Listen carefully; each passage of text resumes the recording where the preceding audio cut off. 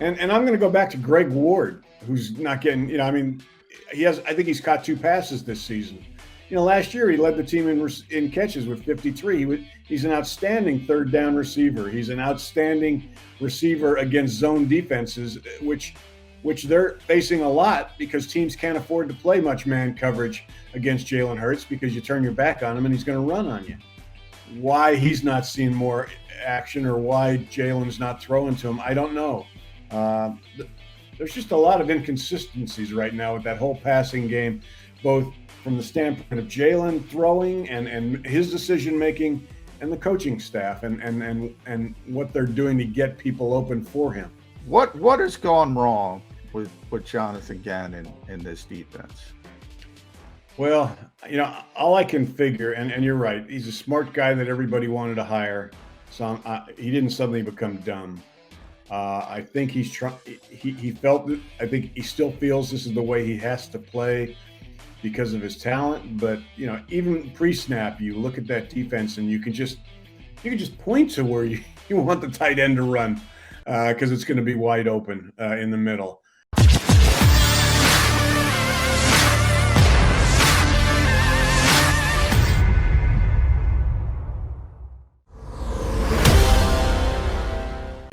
Welcome back to Monday Autopsy edition of Birds 365. Difficult loss. Johnny Mac, Jeff Kerr sitting in for Jody McDonald, good friend of mine, hopping on the program. You see him right there, Paul Domowitch, who is working more now than he ever did when he wasn't retired. Man.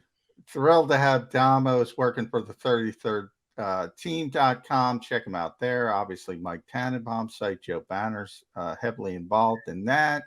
He's working with me a little bit. Eagles Report at Philly Mag. He does his great stats package every week that you saw for years in the Philadelphia Inquirer. Then you're on Merrill Station, too. You got a radio station.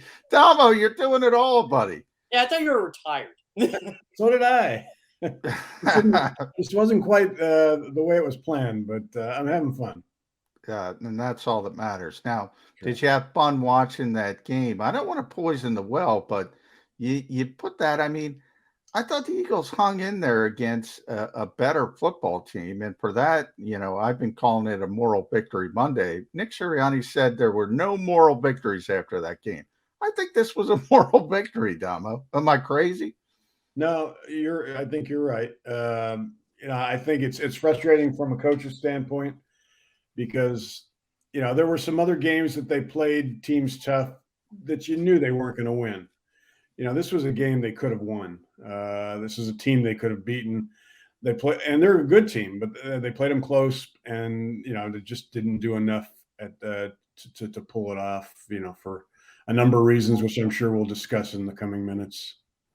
Well, look, I've defended Jalen Hurts, but I've also criticized him. I agree with John on some of his points here, but I can't ignore the second half stats here. 7 for 8, 112 yards, perfect passer rating. Overall, what did you think of how Jalen Hurts played yesterday?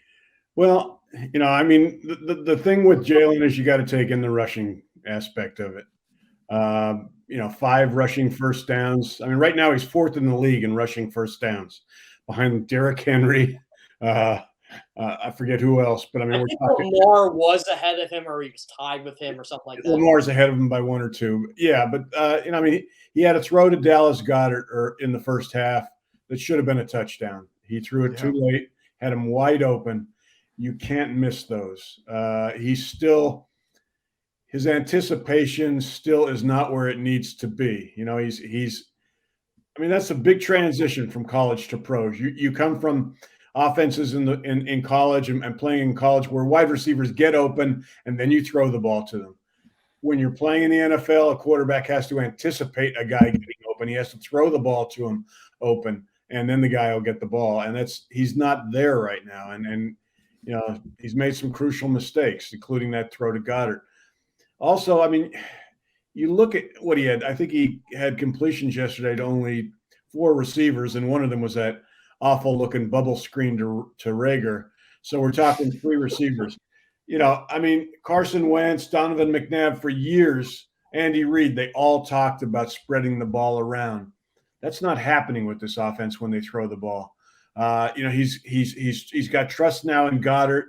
You obviously trust Devonta Smith, but I mean he's got to be able to hit different people, and that responsibility is not only on him but the coaching staff.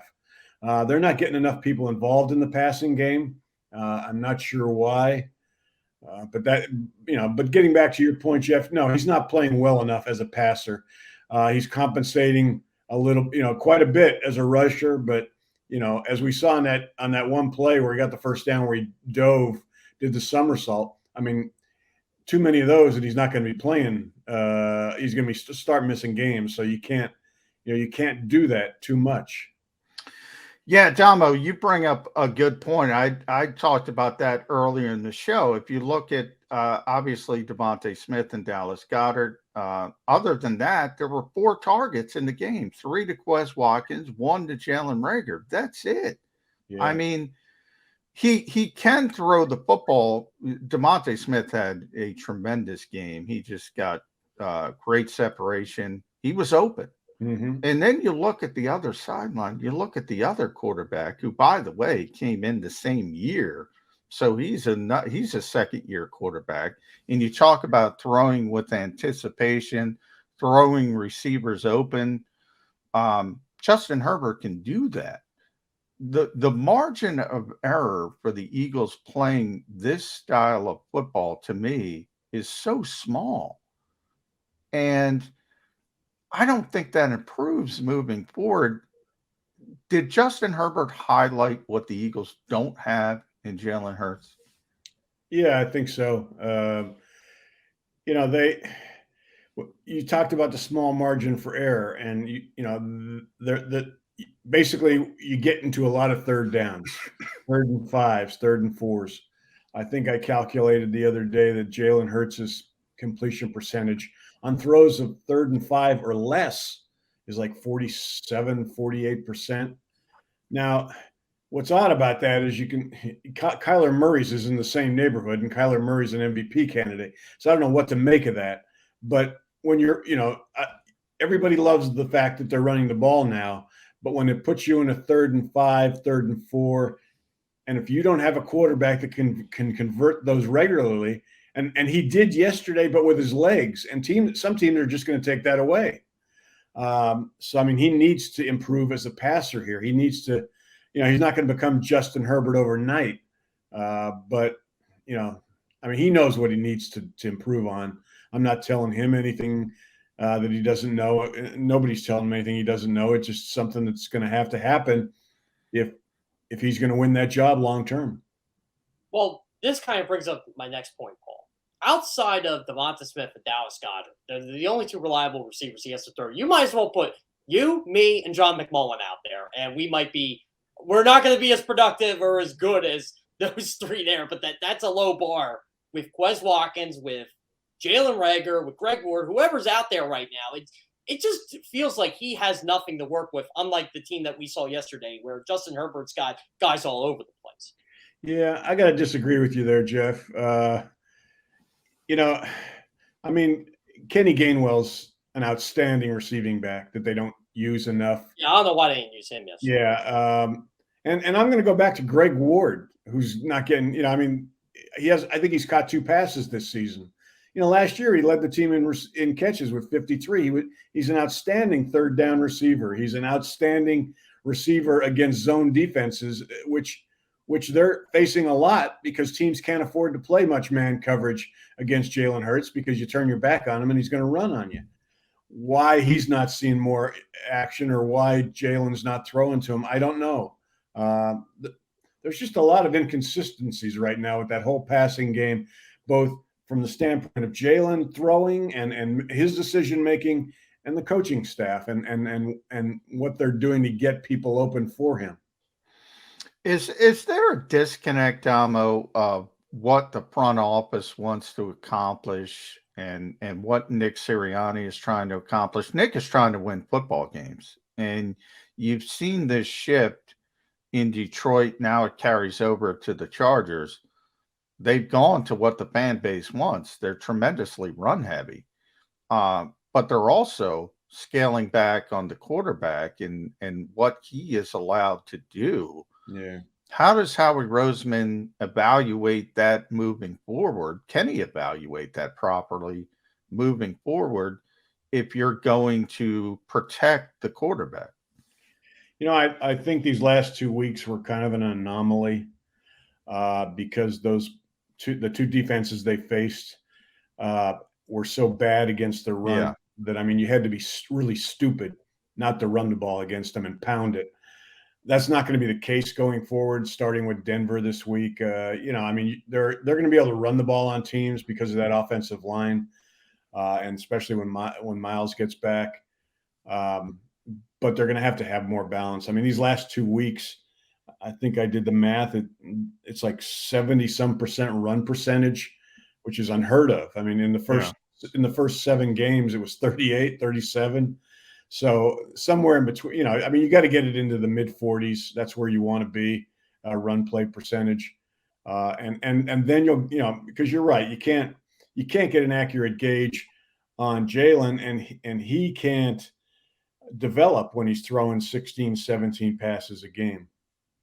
Well, is it a little bit of an overstatement right now to say the next 3 weeks with these defenses, Denver, New Orleans, New York, Giants, that could be Jalen Hurts' career as a starting quarterback if he doesn't play well against them?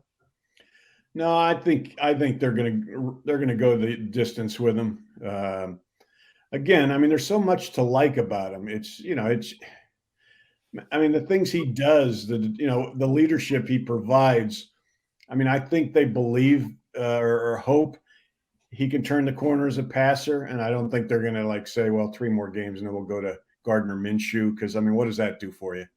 Well, I should have been a little more elaborate on there, past this season. I think he should play the whole season. Oh yeah, I mean, it's the jury's certainly out right now, Jeff. I mean, he's got to do better, to convince them that they're in a situation with those 3 drafts. It's not a situation where you're going into the offseason. There are a lot of teams that right now don't know who their quarterback's going to be in 2022, but they don't have 3 first-round picks that they might invest in making that decision. So that's why it's so important to kind of have a feel for what you've got in Jalen. I mean, they can go into next year and Jalen is one of the guys that's fighting for the starting job, but that means you've gone into the draft, and what have you done in the draft? Have you brought in a first rounder? Have you not? Have you traded for somebody again besides Gardner Minshew? Because I mean, I like Gardner. He's a nice backup. He's not the guy he's not a starter. Go forward with and win a Super Bowl with. So, and we haven't even talked about the defense. I mean, they're just. No, we're getting to that. Okay. I want to get to that. But people assume a bridge is only 1 year. A bridge could be 2 years. Yeah. The Eagles might bridge into 2023 and still think, okay, we'll just make do with what we have. If they don't like a particular quarterback in the draft, and they can't acquire a veteran quarterback. So that's always an option as well. But let's bring up that defense, because I think, Dama, the most disappointing part of this team, I thought this team had a chance to be better than people thought for 2 reasons: because they could block people and they could rush the passer. Well, they've been able to block people, even with all the upheaval on the offensive line, the injuries, Lane's issue. Still pretty good group that has dominated the last 2 weeks, certainly in the run game. They can't rush the passer. No. Justin Herbert drops back 38 times. 38 times. He got hit once. And by the way, it was on a blitz by Steve Nelson, who got penalized. That's it. I don't know if Justin Herbert's thinking about building in Philadelphia, but he might.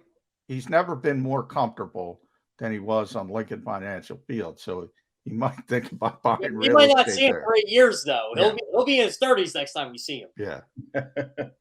It's bad. I mean, you're right. The pass rush has been, I mean, you look at the linebacker core, you can, I mean, you didn't think it was going to be great to begin with, so you're not terribly disappointed. You knew they didn't have a lot of depth in the secondary, so but you thought this pass rush would be better, and it's not. And I go, Brandon Graham's injury obviously was crippling. I've just been thoroughly disappointed in Fletcher Cox. He can talk about let's look forward and not pass to the look back. I don't know what's going on there, but again, yesterday I watched him get pushed around by people that he used to just totally dominate, including on a touchdown run when he wasn't even in the play. I mean, that just doesn't happen to Aaron Donald. That just doesn't happen to great defensive tackles, and he's not even showing up. That's what's frustrating about the whole thing. You talk about Fletcher Cox. I think another one who, and we should have known this, but Derek Barnett has more defensive offsides penalties than he does sacks this year, and I can't believe this guy's getting paid $10.5 million this year. That neutral zone infraction was just crushing. You got to have more discipline than that, especially when you've done it so many times. Somewhere in your brain you should be saying, "I just watch the ball, don't move till the ball's snapped," and he keeps doing it. Well, Damo, Jonathon Gannon is taking a ton of hits for what was the fifth quarterback this season who's completed at least 80% of his passes. Now, most of them, Tom Brady, Patrick Mahomes, Dak Prescott was an MVP candidate before the calf injury and what happened yesterday. Lord knows. Derek Carr, good quarterbacks, but 80% is 80%. In the case of Carr, it was over 90%. What can he do? And is he to blame? Is everybody right? Is Jonathon Gannon too passive? What is your take on JG, who, by the way, I mean, if the Eagles didn't hire him, other people were lining up to hire him, including Brandon Staley, by the way. Yeah. What has gone wrong with Jonathon Gannon in this defense? Well, all I can figure, and you're right, he's a smart guy that everybody wanted to hire. So he didn't suddenly become dumb. I think he's trying. He felt that. I think he still feels this is the way he has to play because of his talent. But even pre-snap, you look at that defense and you can just point to where you want the tight end to run because it's going to be wide open in the middle. Yesterday, the Chargers tight ends who aren't a great group were targeted 11 times. 11 out of 11. On 11 passes, including 2 more for touchdowns. I mean, this team has given up 7 touchdown passes already to tight ends. And the irony there is they stopped George Kittle. Yeah. They stopped Travis Kelce, and they're getting beat by a bunch of schmoes. Like Donald Yeah, they are. It just, I saw some hope yesterday in Davion Taylor. Because he's got some speed, he can, they were tackling well, which I thought was a hopeful sign. And yet pretty much Justin Herbert and his receivers could do whatever they felt like it. And this week, they're going against another quarterback who is, doesn't care if he throws deep. I mean, he's going to pick them apart in the short and intermediate ranges and with Teddy Bridgewater. He's got 2 good receivers in Judy and Tim Patrick, who had good games against the Cowboys. So but you're right, 80% is just that's an ungodly number. I mean, you can't allow people to complete that kind of. I mean, even if you're playing that kind of defense, I mean, it just at some point you got to say this isn't working. We got to take some chances. I mean, he's been more aggressive the last 2 weeks, but the blitz, when he's blitzed, it hasn't gotten there for the most part, except like you said, the one Sunday when they got called for a roughing the passer. Yeah. And the strange thing is, Damo, I think overall the corners have played well. And I can't explain that. I think Slay has had a good season, obviously gets banged up. Avante's having a good season. He had to leave early, tried to come back. So that hurt. And Steve Nelson, I think, has been solid. And yet you look at the stat sheet and you see 80, 80, 80, 90, 80. Yeah. I mean, playing those safeties so deep is obviously not ideal cutting down on that completion percentage. I mean, we haven't heard Rodney McLeod's name mentioned at all this season. Who's aged. Yeah, he's not anywhere close to what he was, whether it's because of the age, because of he's not back from that knee. I assume he'll be gone after this season. But who do you replace him with? I mean, that's the problem here. I mean, they're in a situation now where they're so desperate. They're bringing in, they're making these trades for guys that are on. And they're all inactive, by the way, Domo. Yeah. They're all inactive. Yeah. What do you make of it? I mean, geez. So I wouldn't even know Mac McCain if he walked right next to him. Yeah. I still don't know what poor Mac McCain looks like. I haven't seen him, Domo. I keep meaning I got to write a note to look for him at practice. I've never seen the guy. I don't know if he exists. Yeah, John, what is he 37? Is that his number? I believe so. Yeah. Okay, so at least I got that part right. Do facial recognition on some of these guys. Well, now here brings another question. We want to harp about the quarterback all we want, but in my opinion, they need personnel on defense. I mean, I feel like they should use all 3 of those first-round picks on defense. Yeah, that's just how bad it is right now. Yeah, well, I mean that's the pressure that's on the offense right now, and on Hurts, because you go 3 and out or 6 plays and don't score and give them the ball back. You know what's coming. I mean, there's probably going to be a long drive that's going to end with a touchdown or a field goal. So that affects both sides of the ball. But you're right. I mean, that defense is going to require almost a total rebuild. Everybody's focused on the quarterback, but they got a lot. Anything with what they got on defense right now. Yeah. Are we going to get to the point, Damo, where, say, Denver or somebody comes up, just doesn't calls the punter a healthy scratch? We didn't see the punter last night for the second time. I think Las Vegas, they had a punt late. Yeah. Almost 3 times. This is almost astonishing, as astonishing as the 80-90% stat. Twice we haven't seen the opposition punter this year. That is amazing. This could be by the end of the season, I don't know what the record is for fewest punts against. But it might be the Eagles. Yeah, they'll be knocking on the door with it. It's amazing. I mean, it's for punters, it's like a bye week. The extra bye week, they're going to collectively bargain that with the NFLPA. Extra bye week for the punter. I got a prediction for you guys. Denver will punt next week. Yeah, I agree with you. I think they'll fix it at least once. It is interesting because Jonathan's plan is for these long drives, these 15, 16 play drives. And then typically in an NFL game, as you know, Damo, you get a holding call, you get a false start, you might get a negative play like Jalen Reagor running around for a 6-yard loss, and bang, you're behind the sticks. And that's the goal. Yeah. So the Eagles have been accomplishing their goal in that they don't give up a ton of big plays. Explosive plays. They had the Mike Williams shot yesterday, which I think was for 49 yards. And then they had a couple 23-yard gains, and that was it. They've limited those big plays. They're near the top of the league. Yeah. They can't get off the field. What?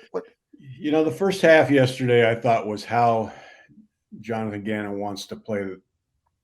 They only gave up 7 points in the first half, the one down drive. They were tackling really well. I mean, that's as well as I've seen that defense tackle all season. I mean, they were giving up the catch, the intermediate, the short catch, but they weren't giving up any yards after the catch. There were no missed tackles. I mean, they were just on the guy quickly and bringing him down. Second half was different.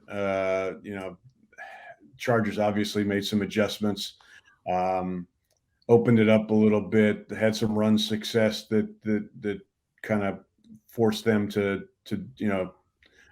be on their heels a little bit. So it's boy. Yeah, Paul, it just seems like too, you mentioned those second half adjustments. When I rewatch the game, Chargers are doing a lot more pulling with their guards, especially in that second half. And I'm thinking to myself, maybe that's how you can get the Eagles defensive line, when you get these guys that come into the A gap or the B gap and they just don't know how to read it. It seems like, again, that's why I'm kind of banging the drum right now for Kayvon Thibodeau more than anything else. Yeah. Well, the first half, they were getting a lot of penetration on, the Chargers would run some of those sweeps, those power plays.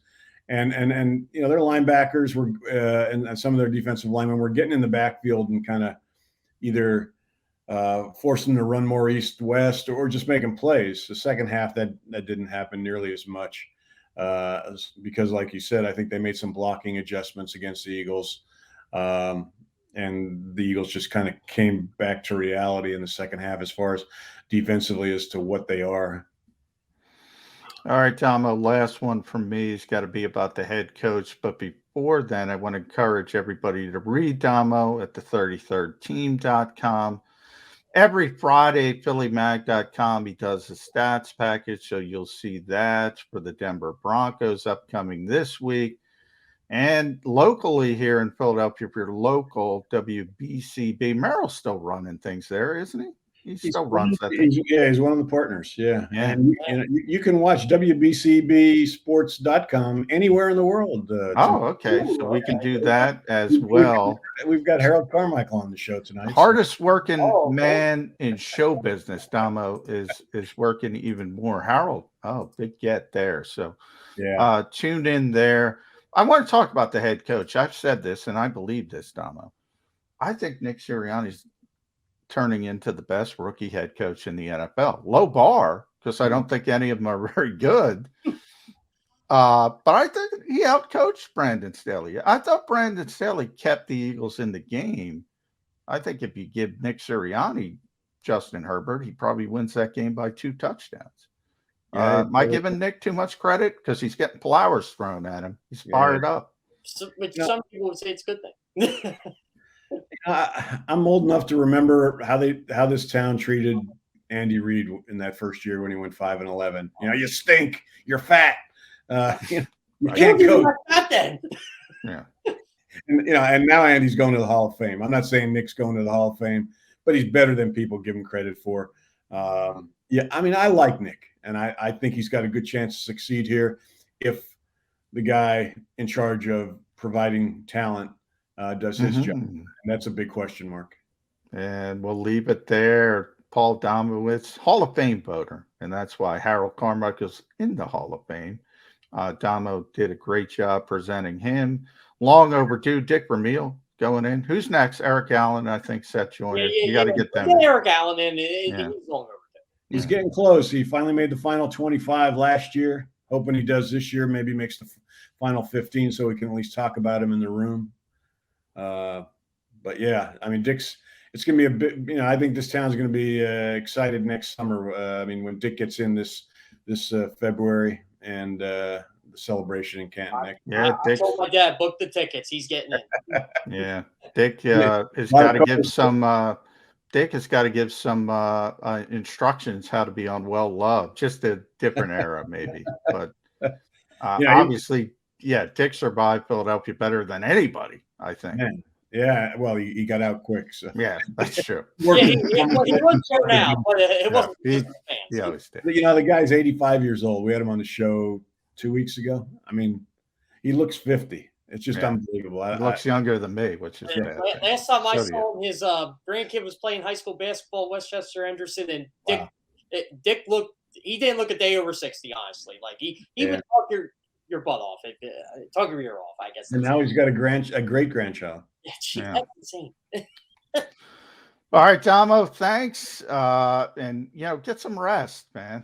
I appreciate it.